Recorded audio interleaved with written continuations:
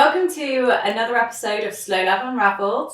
I'm Holly. And I'm Isabel. This week's episode is going to be quite an interesting one. So we are covering our sort of diversifying our product range. Kind of covering, because we can't give too much away. There's a lot of new stuff happening and we don't want to get shanked by Abby, but we wanted to talk about how we have started to the reason behind it, and also the sort of like troubleshooting, I guess, that it is involved in that, whether that's cash flow, people copying our products, where we're sort of wanting to create something a little bit new and different, and I guess kind of not abiding by what you're being influenced by on Instagram. We don't want that to lead us as far as what we're providing our community and our customers, because I think that's one of the things that we do really well is people trust us now that we are going to sort of abide by certain things, but if we might throw something new and completely different out there, but hopefully the trust is there that they know that we always have the sort of same core things behind it as to like which is what's driving us essentially. But is that it in a nutshell? Yeah, that was a pretty. Isabel always takes the notes before, so I kind of pretty good nutshell. Is it? Yeah, that is a good nutshell. Tighten that big old nut. Yeah, a bit of a waffly nutshell, but it's good. She's not at all. But so what are we starting with? So I think let's go with, everybody knows now that your first product was the hand knits. Yeah. And I think it's probably fair to say that it is really rare for a new brand to like hit it off with such a hero product. Yeah. The Feel Good was undoubtedly just really hit the ground running. You were on your own. There's only so much that you could produce from a cash flow perspective.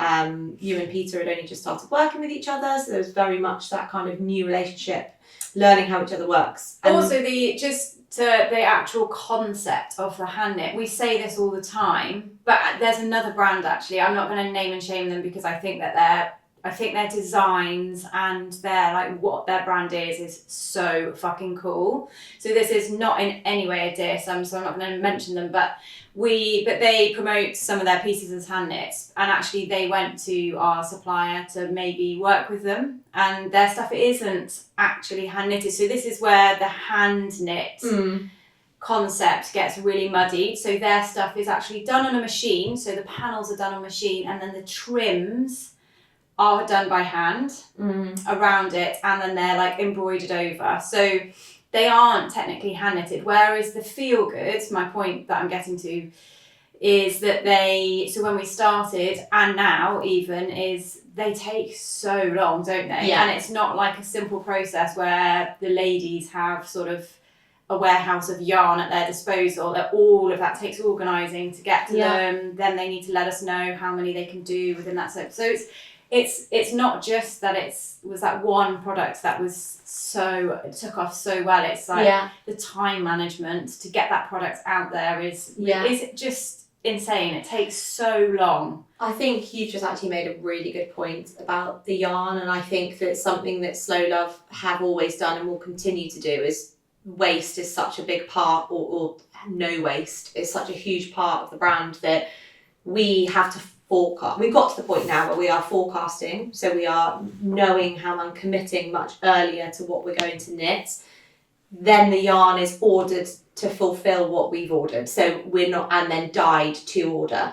So there's zero to no waste, and even if that's time. Yeah, and even if there is yarn that's left over, that's how the pink and red Feel Good came about. Yeah. Because we had like some leftover yarn. Basically, it was like 25 jumpers worth. Yeah. And we were like, it was raw, so they were like, we can dye it to what you want, but it's at the moment it's going to waste. So we had them like made up, and we just sort of plucked it. That was done quite quickly because it was a decision which was like, yeah, let's just do these colours. Yeah.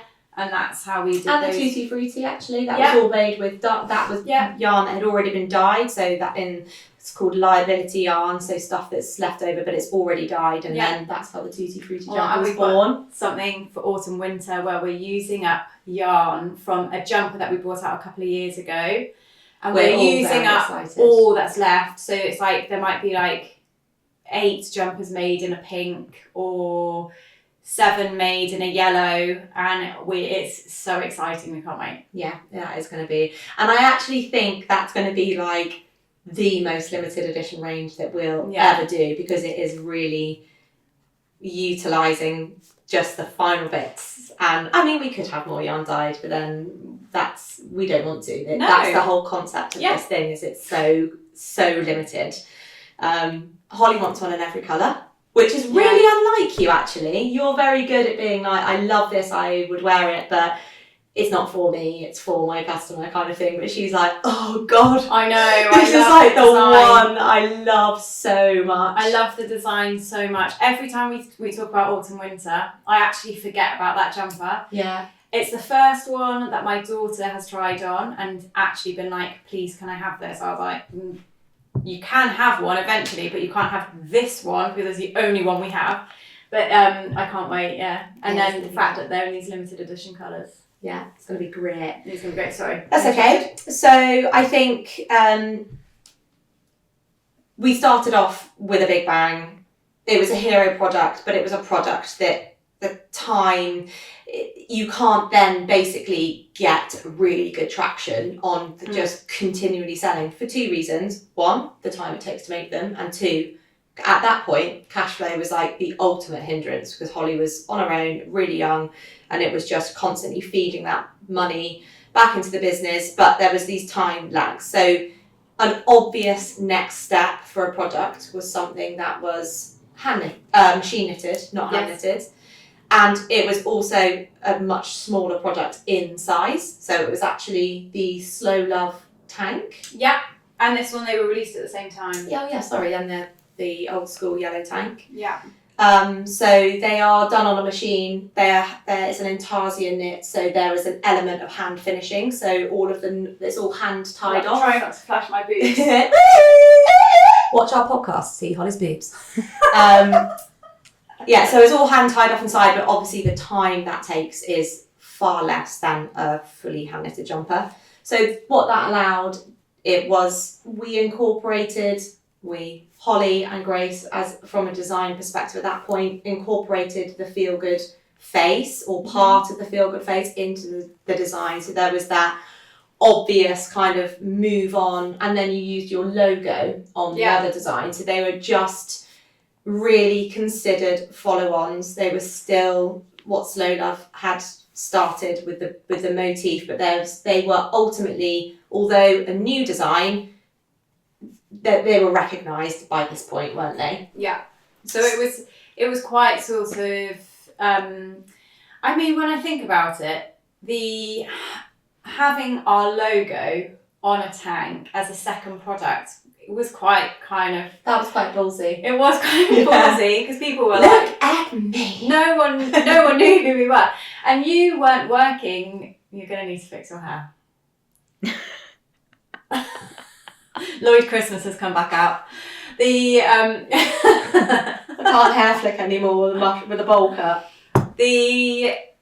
When you weren't working for the brand at that point, but you had one of the first Slow Love tanks which said Slow Love, and I remember you messaging saying, I've just been absolutely like bombarded at Stroud's Market. Was it the long table? It was the long table in Stroud. With your kids or something. And loads of people kept being like, do you mind if you, like, where's your tank from?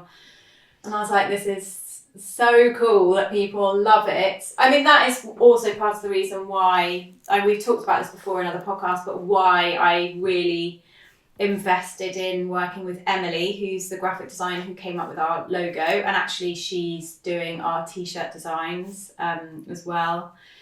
She's amazing, and that's why I sort of invested in her and didn't just sort of whip up my own logo on Canva. It was because it had to always feel like our brand. Yeah.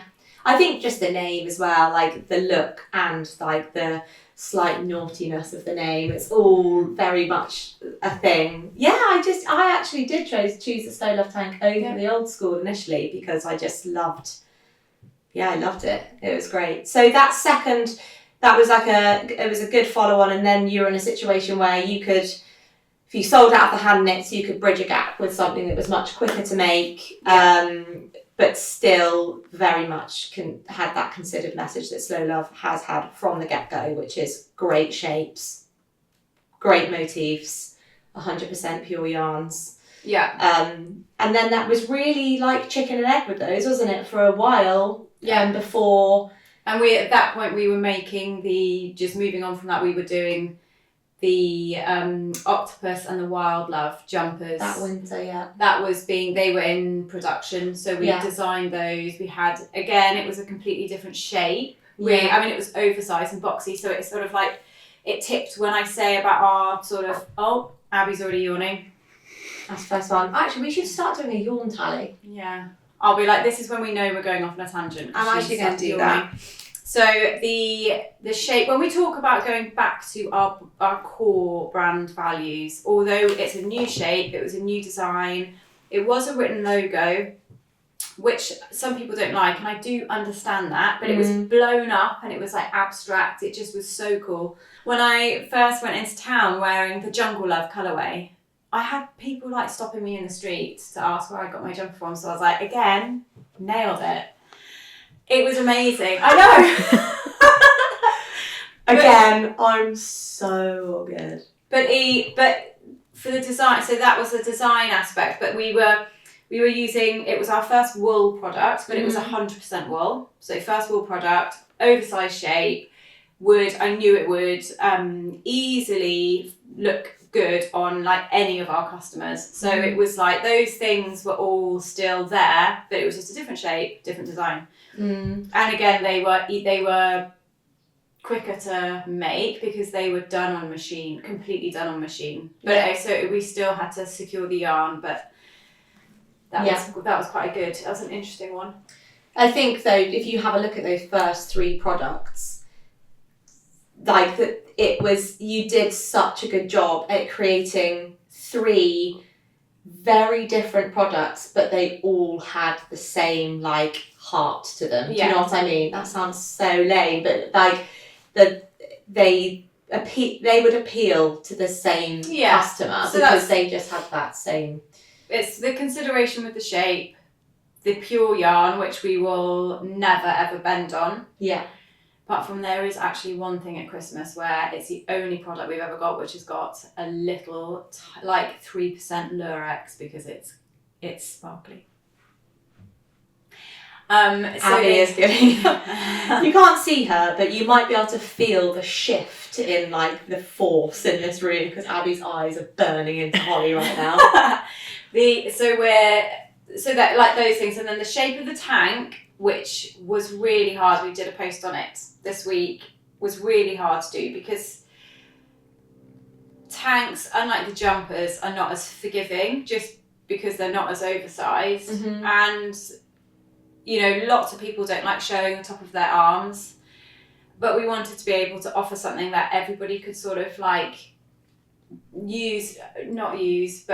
adapt to how they would want to style it. So the reason we had this shape was it was a take on a hand knitted tank my mum had knitted herself in the 80s. So Grace used that. We found all these photos of her. My mum is like the most amazing knitter, so she talked us through like the shaping of the armhole and all of that. So that basically the dropped armholes would allow, it gives you a nice breeze. Like today, it's really warm, so it's really nice and airy. But also, if you don't like to have your arms on show, or you want to maybe just have something that's kind of you can style with your work wardrobe, they look so great over shirts. So loads of people in quite corporate jobs will send us pictures of them with like these on top of their white shirts. So it just looks so cool. Yeah. So there's no like, it doesn't like strangle you around the arms. So they're great for layering. But also great for layering under stuff. So lots of people layer them with the cardies, but there isn't that kind of restriction in the arms because obviously your arms are free. So it's they are, although like you said, not as kind of forgiving as the big jumpers, they are still that those design aspects are considered for all of our customers from a layering perspective. So that was basically the first way that we were diversifying I mean, we were still doing knitwear, so it wasn't that diverse, but it was sort of a different shape, really, if you think about the tank compared to the oversized Feel Good block. It is quite a jump, especially with the majority of our demographic and what they would look for. But so that was the beginning of it. And then it was like Isabel was saying, where the hand knits take so long to make. These done on machine meant that we maybe could start to sort of look at filling gaps. I mean, this is a point of the business where, there was the cash flow was so limited. So the planning as far as production was really hard. I did all of this on my own, which is like booking a shipment, and there were loads of hiccups with that because I was using a broker at the time, and this was a horrible example of something where, if Isabel was working for the company, I mean, even then I tried to contest it. Anyway, this broker basically took £1,000 direct from our bank account because they said that we had miscalculated the boxes that were being picked up. And unless I could prove that the boxes were different to what they were saying at the point of pickup, it was tough shit, basically. So all of that stuff was just costing extra money, all of them being flown, extra money because they were small. So it's a tricky sort of catch-22 at the beginning, which again, this is why so many small businesses go under. Yeah. Because small minimums. So firstly, whose production, suppliers won't even take your phone calls or return your emails. And at the moment, because we are diversifying into completely new areas, we have been quite clever about that.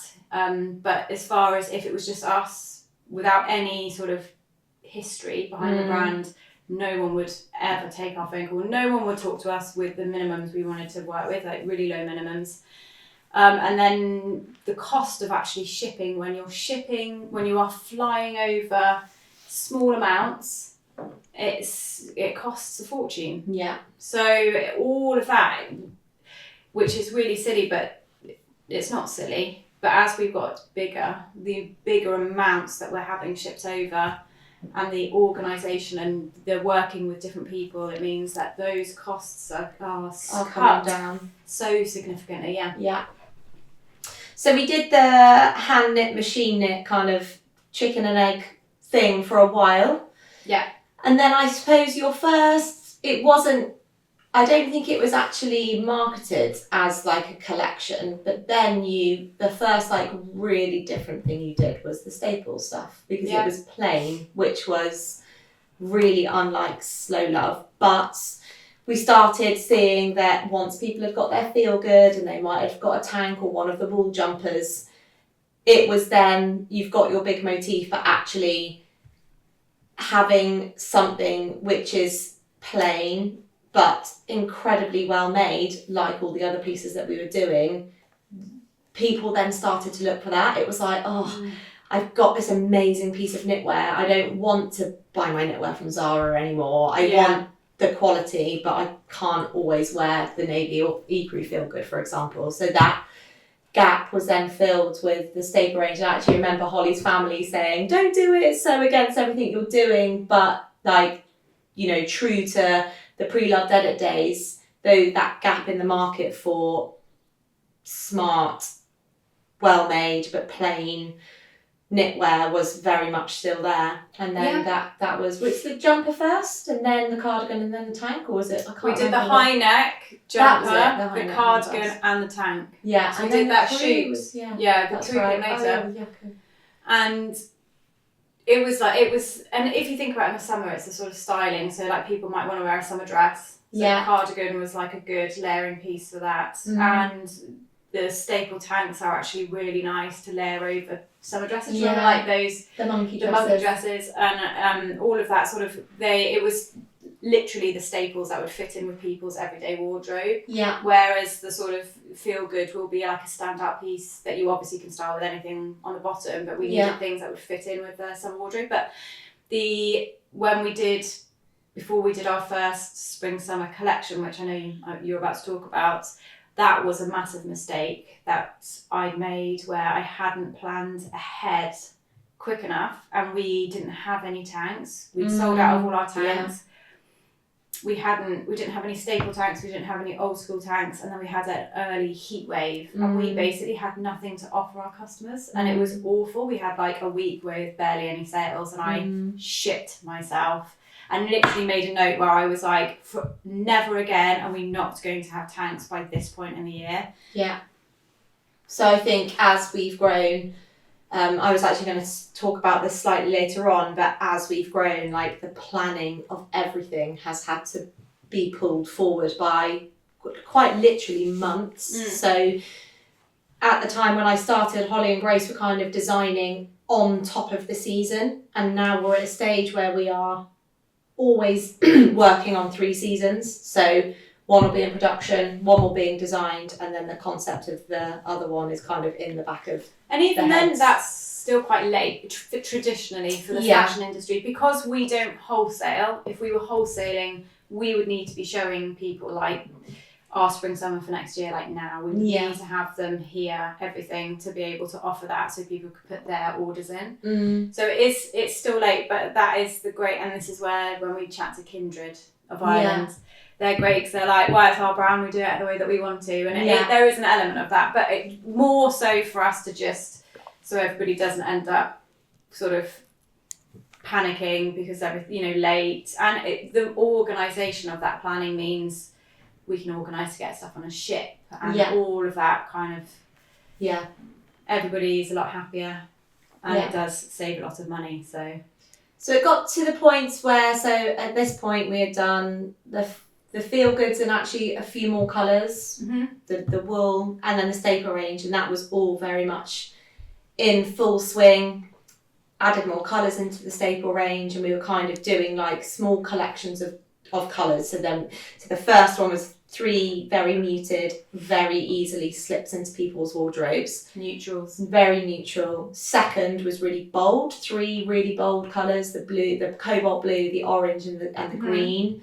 Then we went pastel, and then we've just kind of refined it to, we've repeated lots of what the favourites were, and then we're looking at, building on that colour palette. So it was a nice rinse and repeat, wasn't it? Yeah. Getting the shapes right and then just introducing new colours. And then the first got to the point in the brand where we had, the cash flow was a little bit more, we were on top of it. We had a good product range of really heavy mixture of both hand knits and machine knits, and there was a lot of variety.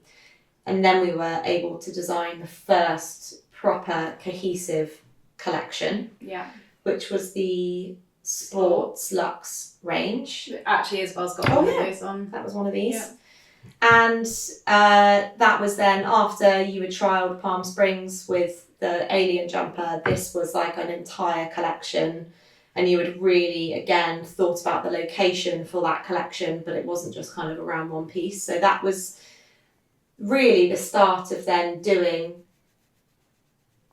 seasonal collections. Yeah, it was great.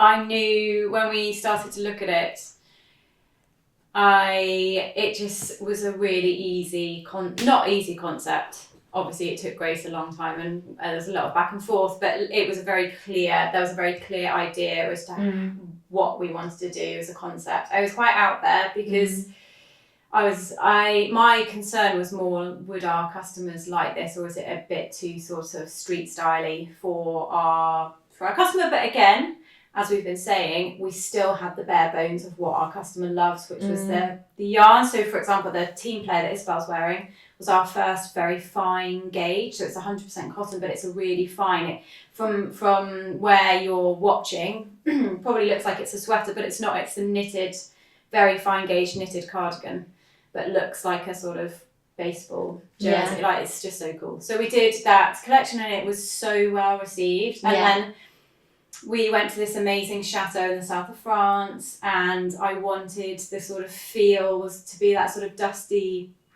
light, like if anybody's watched A Good Year, that sort of old, like playing tennis in the south of France, that sort of Provence, you know, dusty light, chic, kind of relaxed, sports, luxury. That was the whole concept.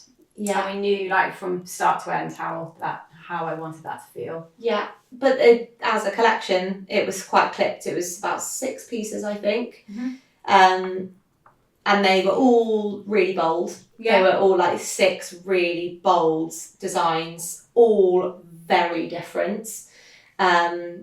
Different in all senses of the word, like the gauge of the yarns were really different. Even the I Hate Sports jumper was a fine gauge. Yeah. That was also our first like very cropped jumper and much closer fitting. You know, the tighter band around the bottom, so it did fit like a sweatshirt. It was a real mix of, actually it really was. There was even technique. There was a bird's eye jacquard, an intarsia, a fine gauge machine. Like, it was such a blend of everything we had done. But it was a real confidence boost for the brand because it was like a plunge, but it was so well received. And then since then, that's been the business model then, where we kind of do 2 collections a year, spring, summer, autumn, winter, and then fill in between the year fill the gaps in with what with our little customers surprises. know and love with surprises. The Zodiac. Yeah. I mean, that was kind of that was a surprise because that wasn't autumn, winter, it wasn't spring, summer, but we had the idea and we knew. I mean, it was just really cool. Yeah, and from the beginning, the Lucky Fish, we used to get so many people being like, it so reminds me of Pisces, like I'm a Pisces and I love it. And so it was always... Did you see Emily, is it Donald? No, not Donaldson, that's my cousin's sister-in-law. Emily Clarkson. No, what was wearing the cancer jumper in a post she put up yesterday. Oh, I didn't see that. I know she's got her feel good. Her partner bought her a feel good, didn't he? Yeah, I think it was an ad for a different company, but she put it on like halfway through the reel, and loads of people were like, "Where's that cancer jumper from?" She was like, "From my favourite, Slow Love," and tagged us. Oh, what a legend! I know, so cool. God, people are so cool. And actually, we had spoken about the Zodiac collection long before we did it, but that was a perfect example of that's 12 designs with needing to hit the minimum quantity, and we just simply didn't have the cash flow to be able to pull that off. So that was, I think, a really nice moment for the brand where it was like we finally got to the stage where we can literally grow this single jumper with 11 extra designs. Yeah. And in theory, it sounded really simple. Like, we had the block, we had the size of the motif, the positioning of the motif. So all of us were like, in theory, it's really simple, but then it actually didn't work like that, did it? And we had that day here where everybody was like holding them up to like make sure, because all the motifs were so different. Where they sat on the body was wrong. There was like the first cancer jumper basically looked like the claws were like boobs, yeah. Beep, beep, beep. The Scorpio. I mean, we actually have our drop. We've been out of stock of them for months. We're dropping them on Friday. The restock, like the Scorpio. Loads of people are after the Leo. Yeah, the Aquarius. The Aquarius that sold out. Yeah, that was the first one to go, wasn't it? So yeah, that was those little surprises throughout the year, and then just constant planning. We are in a state of constant planning. Yeah. Every time we think we've got it nailed. No, although Christmas we did, didn't we? Yeah. Oh, actually, we haven't spoken about like after the Sports Luxe, the New York range. Yeah, that we didn't even really have a name for that. I guess I kind of think of it as quite preppy. Yeah. It was like old school preppy. Even the ski school jumper was actually quite an 80s like ski wear, après ski. I can't even remember what we did call that range. Did we? No, we didn't. Was it we just about that? Yeah. Was it we had the college cardigan and the college scarf, so it was that sort of preppiness, wasn't it? Yeah. But it was so, and the fact that we had it was random with the bandana, because that isn't kind of preppy, but it was I remember we were so nervous, weren't we, about the accessories. So talking about diversifying, even though they're knitted, the accessories were really expensive to make because we used this incredible merino wool from Australia. And it was lovely, it was so soft, and we didn't skimp on it, obviously. But we were so nervous because by having that amazing merino wool, they were expensive. Yeah. So we were nervous that people would be like, are you joking? Yeah. For that cost and I stuff. think But that is a perfect example of building trust in a brand, because if you've got a new customer and you're like, here's this like 2 kilogram hand knitted jumper for this much money, and here is a merino wool beanie, which is like a quarter of the size or whatever, for this much money, like we know the reasons behind that, and our customer and community know the reasons behind that, but from a new customer coming in, trying to sell that as a concept is really difficult, and it's absolutely human nature to be like, well, that's much bigger, and that, you know, it's like at Christmas time with as a child, like his present's better than mine because it's simply bigger or whatever. So dropping at the point that we really grew that the accessories parts was, we had already done that sports collection, and we knew that our customer base really trusted us. And also there was so much hype. I think the New York trip was definitely the most like hyped up. That live we did in our hotel room, it was like thousands of people tuning in. Yeah, it was a goodie, but I hadn't really considered the accessories as on the list when we were planning this one, but that's such a good point. And we didn't just do one accessory, we did 4. The bandana, the collar scarf, the staple beanie, and the varsity beanie. Yeah. So 4 in one go, which actually, that's fucking so punchy. No. That is so punchy. So it was the cost of that, but then again, when the more we're like, I'm gonna end up saying what all the stuff we're doing, but the necklace, for example, is a really good example of the fact that Michaela and I did talk about it so much. People could see Michaela's prices on her website before we launched it, and you know, everything is hallmarked, and much like our customers who know about knitwear, they understand it, they never question the price, because you know that if you're going to buy something that's that higher quality of knitwear, that the price is literally because you're getting what you paid for. Yeah. And the same with the necklace was what I was trying to convey to people, was you're getting what you pay for. Yeah. The amount of gold in the gold necklace, Yeah. and the solid silver and hallmark, and the weight of that actual metal. If you invest in any like gold or silver, you'll know the cost, the way it's gone up in cost, like all of that stuff. And then, we still were really nervous that people wouldn't be like, are you joking, for that cost of that necklace? And then they sold really well. So it's a really nice feeling that people trust that we are what we're doing. Yeah.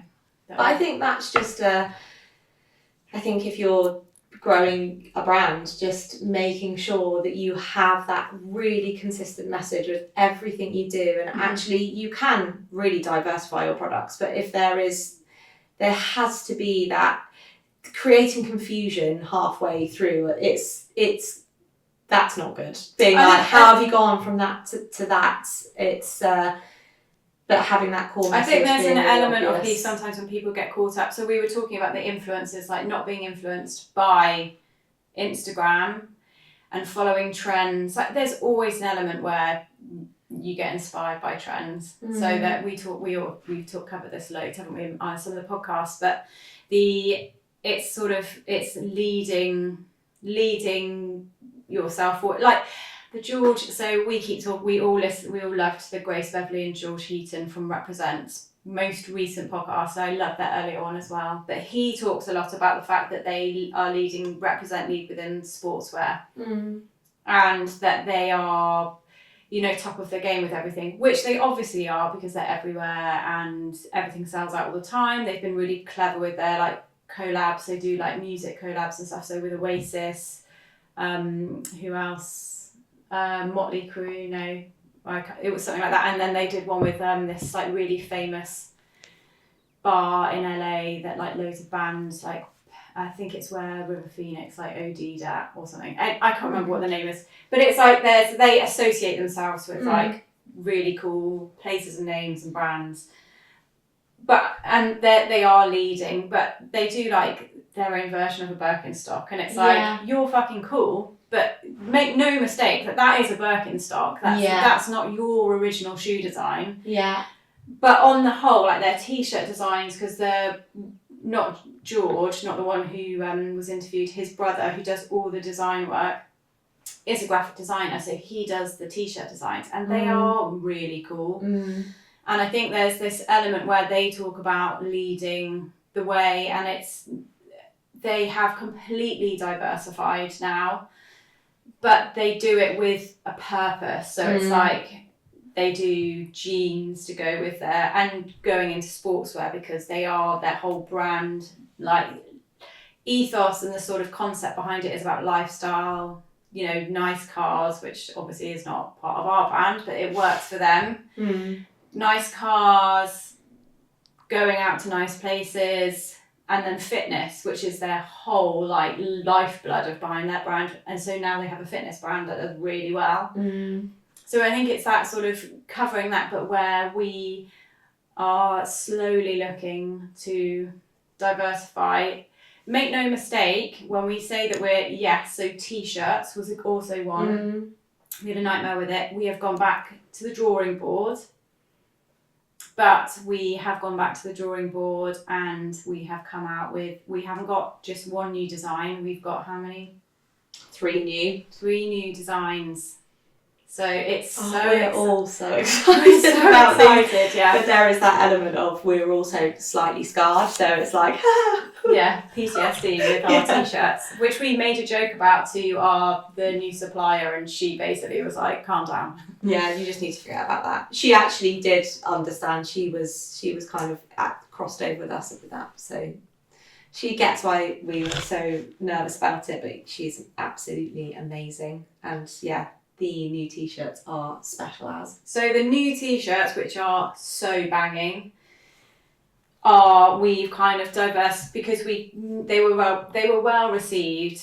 It was just that we had such an awful time with it, and what we were expecting to have, we didn't have the correct amounts of, and all that kind of stuff. But the new things we're doing, we are not being like headless chickens thinking, we're going to try this and do like a range of these, and we're going to try this and give you a new design every week. We've diversified into 3 new areas with one design within each area. So it is one thing in 3 different avenues. So it's, at the moment, our lives are like, we need to have a meeting with this new person. Pillar to post, like, doesn't even cut it, does it? I know. Just our brains are like, we need like 4 of us, which is really exciting. It's really exciting. But they're all incredibly considered. I think yes. that's, everything is design. You think, as like 2 minutes ago said, diversifying with purpose. And that is such a perfect way of explaining how Slow Love have done so well with, I don't think we've really touch all the wood. We haven't done anything that has been a total flop, or it's been like because that really cohesive. And I think there'll be lots of elements as to why that's happened, but you and Grace are so in tune with, if you've listened to our podcast with Grace, she explains it really nicely how she just really understands Holly's aesthetic in all like areas, even like how you have your home, and actually cutting that relationship issue out, where if you've got a new designer, like learning how you both work, or learning, if you said to Grace, that thing when it was like, blah blah blah blah, she knows what you mean. Whereas if somebody new was like, I literally don't know what you're saying, you just said words at me, but Grace knows. And that's such a good, but it's not Grace doing our new. No, it's not, but I think because we've had such a good run with so worked, it it's made diversifying with purpose really easy. Not really easy. That's totally downplaying actually the chaos that we're currently working in. But it's made it much easier to know exactly what shapes will work with what we're already doing. Yeah, we know. So again, even though, we're going still, this is within each area. Oh no, sorry, Grace is doing that. Oh yeah. So the we are still sticking within those core, so 100% yarn. Yeah. The shapes, so the things which we have taken on a pattern cutter who we're meeting with at the end of the month, which is really exciting. The end of the month? Yeah. Our new designer who's working with she's so insanely knowledgeable. Yeah. Like, she's exactly, when we first started working with her, I was like, oh my god, she's so incredible. So she's just absolutely amazing, and it's, you know, everything is being thought, every single thing is being thought about, but I completely trust her thought process behind it. Considering I haven't really spent very much time with her at all, it's a really lovely, it's a really nice position to be in. I feel like she was a very good choice, and I hope this takes off and she ends up working with us more. But all of that is sort of happening in the background. And then also, so we've got autumn winter, so going on from spring summer last year to our autumn winter. Then spring summer this year was which was quite sort of demure. I suppose we had a lot of different shapes. Yeah. But our autumn winter is massive, to the point that we are going to probably release autumn winter in 2 different drops. Yeah.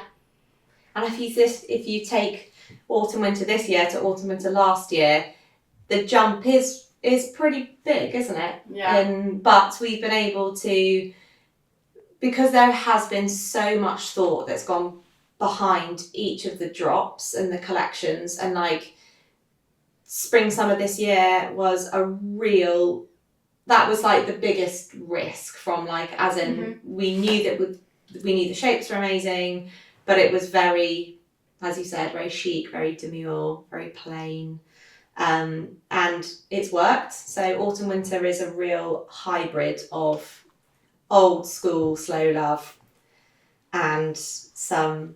And we've got a little sort of spring summer surprise. So it's a new colourway or something we last minute decided to do. Oh God, I know. So much. We love to load the old plates, don't we? Yeah. We're basically like, let's have a meeting, and then Isabel's like, oh my god, I've got to send so many emails, basically being like, It's good though, and I think what's really nice is everybody none of the team shy away from that, do they? It's like, sweet, let's do it. It's so exciting. We all get really excited about it, which is great. There have obviously been bumps in the road on the way. I think one of the biggest things was when the Feel Good got ripped off. The highlight of that was ultimately it was shit. The quality was rubbish, but I think the way that we initially discovered it was really hard. There was a kind of a semi-local shop to us. Yeah, who had about that. Bought it from somebody that wholesaled in Paris, where they went and did all their buying for the year from. And they were selling the rip-off and it was like in the next town basically, and that was just a bit like, she didn't know. I felt really sorry for her, because she got annihilated. She did, in that people just went for her. And she messaged us to be like, I had no idea. I've just looked at your stuff, like, I can't believe that this has been so, I'm so sorry. She'd only bought like 6 of them or something. So I did genuinely feel quite sorry for her, and because people were really mean. But that was quite a sort of like, but I knew that it was going to get ripped off. Yeah. And Grace throughout the whole process was like, this is going to get ripped off. You need to be really prepared. So before we even released it, I'd had the design registered. There was another quite well-known knitwear company, and the owner had messaged me when I first showed photos of it, asking whose design it was. I still have that screen grab, by the way. No flies on me. So I was like, it's my design, and he had messaged me, so I'd kept that screen grab because I was like, don't even fucking dare. So the design was registered, but then we have an IPO solicitor. And because this had just been done by basically like a Temu wholesaler, she was like, you honestly could spend all the money you have and this will get you nowhere. It's like the Wild West. You just need to move on. It's like Chanel getting ripped off. Yeah. obviously not saying we're Chanel, but there is an element where this design is so insanely amazing, it is just going to happen. So you need to, and the people that think they're getting a hand knitted 100% cotton original jumper for £22 aren't our customer. But the thing that upset me the most was the DMs we get from people who are so upset on our behalf. I can't ignore those messages, and it used to make me feel quite drained by the end of the day, because I would get so upset and they would be so angry on my behalf. It was really like loyal. So I couldn't not. But that sort of died down. I think people just realised that they can. I still get messages from like aunts and uncles who are just like, "Have you seen this? I've just seen it on Amazon." I'm like, yes. They're using your photos. I know. That was also, there was trickier stuff that came out of that. Like, we had worked with some influencers back in the day, and these companies were using their images, and that was actually the trickiest thing, because they were kind of coming after us for that, and it was like, they're also literally using Holly's face, and there was just nothing you could do about it. Oh, do you remember Lindsay Russell? The radio DJ, who's been a really amazing supporter of our brand for years. She's such a legend. She did this really sweet like post on her social media to say about us being ripped off. I was like, oh, it's so nice. It made me feel so like emotional that people were being so loyal on our behalf. But it was just, it ended up I'd have to really like put it in a box. And but actually because so many of our customers were like, I can't believe that happens. It kind of solidified that it didn't really matter in the end, did it? Because it was like, they were so rubbish. We have such an incredibly loyal community. They are still being churned out, these fakes. They are, rearing their head on Vinted even now, like the fakes. But they're so obviously terrible. So I think at the time, it felt like a lot, but I think a lot of that was just the noise that came around it. We had some pretty horrible emails as well from people being like, how dare you charge what you're charging when I can get the same jumper for 20 quid? And it got to the point where you were like, okay, send yours back, we'll refund you, and then please go and buy that one for £20, and then we'll see your order come back through for the right one, as and when. It got to that point a little bit. The only time I ever was quite curt was that it was an American lady who was like, I would like to know what legal action you are taking against this. And it was like, well, first of all, that's literally none of your business. And if you genuinely think you can buy this jumper, hand knitted, 100% cotton for £22, then please send your order back and have at it.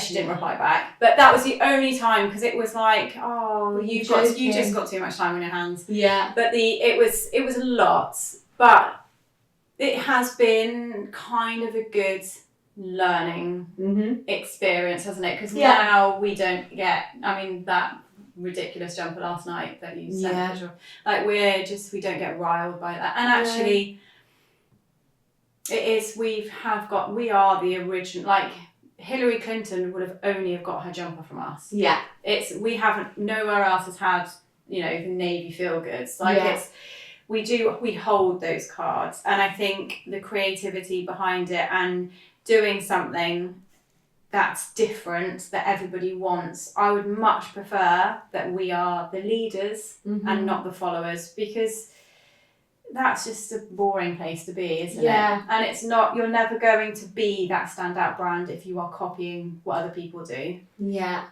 I think when you're basically copying what works well for other people, you're always going to second guess yourself. I obviously shit myself every time a new thing comes out, but as long as I can picture our customer in it, and I know we are doing that new piece of knitwear or new item justice. Like, think about the new stuff we're releasing and how long it is taking for essentially one item. Because it has to be done properly. I know that it's costing us a lot of money because I'm not putting a time limit. We basically are like, people are asking for a time frame to release this new product. But I have said I'm not going to do that, because I would much prefer that we take the time to make sure that it's right, and we feel as well, aren't we? We're learning a lot. I think we're knowing what works, what doesn't.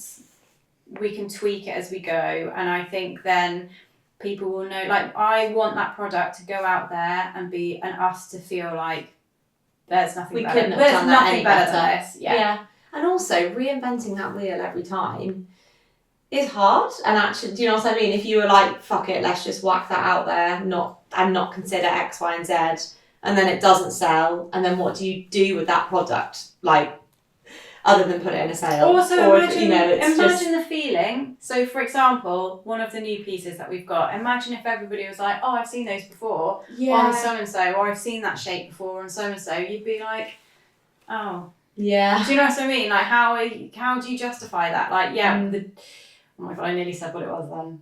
It was on the tip of my tongue. Imagine if, yes, we could get that material that is high end, but imagine if people were like, I've seen that before. Yeah. I mean, what a downer. Yeah. And we just can't. That's why I know we always bring them up, and we will get them on the podcast one day. But Kindred of Ireland their shapes get ripped off all the time, and they're Amy's original like shape, the silhouette, and even the rip-offs just don't look the same. Yeah. There's like something about her the way that she sees into the design and the way that she does it. And, you know, Amy herself is obviously effortlessly stylish, but she's not sort of like showy-offy, she's not matchy-matchy, she's not trying to jump onto trends. She's just naturally that way, and you can see that with her designs. And I think that's what we want, is like people like to follow us as a brand because like you have your own style, you're not mimicking something, and like it's a really nice way to do our designs justice. And I think that's ultimately what I want to feel when we eventually they go online and they drop. I want to be like, we have done that justice. Yeah. And even if somebody's like sends it back, we obviously need to think about sizing and all of that goes along with it. But ultimately, I want to be like, that is the best that I've seen out there for a while. And it's a little bit different, but our customers will want to wear it and build a wardrobe around it. Yeah. Well said. Thank you. Abby's looking at me like, keep your mouth shut. The yawn tally's only on 1, but I feel like I haven't really been. I've definitely done about 4 or 5, and you haven't seen. Sorry. Right. So this podcast is going to go up. Everyone's going to listen to it. You'll only yawn like 5 times when you're listening. Yeah, I mean, I feel like that is a good wrap. Yeah. I'm going to do a really old school, disgusting, childish, juvenile would you rather. Okay, would you rather? Yeah. You're stood there and you've got your mouth open like this. Eyes open, mouth open. Charlie stands in front of you and sneezes in your face. Oh no. Has he told you how much I hate anyone's, like, his sneezes are so unnecessarily loud. Okay, well there we go. We're off to a good start. So you're like there, eyes open, mouth open, and he full on sneezes in your face. And also he's like at point blank range, so he's like that far away from your face. Gross. Okay. Or he has to do his morning wee in a glass and you've got to drink it while it's still hot. Oh, gross. You have. This is like the kind of would you rather that I like play with my brothers when I was a teenager. Yeah. You have to choose one. Maybe the sneezing one, but it'd be so gross. My dad sneezes really smell. Oh, what? I know. In the car when we were younger, we were always like wind down the window. As soon as we could hear, he'd always like really amp up to it. We were like, everyone get your windows down. Oh, how does a sneeze I smell? don't know. That is so weird. We'd be like, it's like we can smell the lining of your lungs. Very positive. On that note, let's wrap it up. Thank you for listening. Thank you so much for listening.